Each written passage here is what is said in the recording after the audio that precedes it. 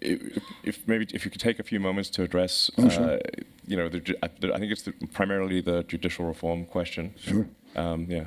Well, it's a good opportunity to tell people who are protesting to at least so they know what they're protesting about, because I think many of them don't know, and there's a concerted effort to make sure they don't know. Look, the first thing I'd say is repeat what I just said a minute ago. Israel was, is, and will always be a robust democracy, but it's changed its, I would say, its character subtly and imperceptibly about 3 decades ago, and I'd say this all goes back to a very a very better day in Athens about 2,400 years ago. Plato says, and that's a 28-year-old man, he says, what is this crazy system, this democracy? There has to be a better thing, and the better thing, he says, is a utopia where the philosopher is king.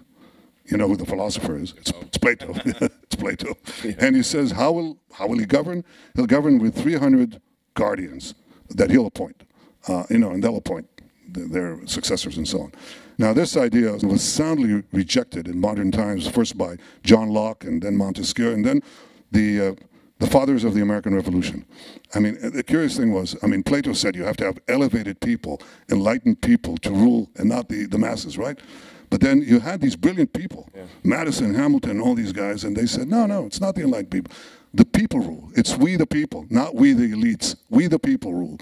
But the way you rule and the way you balance in democracies, majority rule and individual rights, is a balance between the 3 branches of government. Okay? In Israel, that balance 30 years ago began to change.